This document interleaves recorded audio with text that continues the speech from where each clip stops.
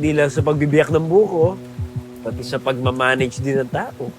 Kaya nga ikaw ang kinuha ko para makasama ko sa pag-aalaga ng mga nyukan ko. At nagpapasalamat ako sa iyo doon.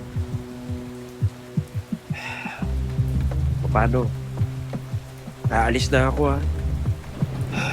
Teka muna, sandali. Bakit parang malungkot ka?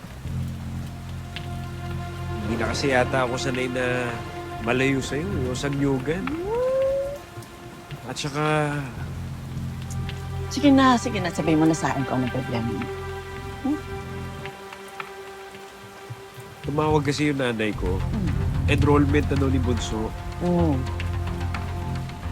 Ang problema kasi,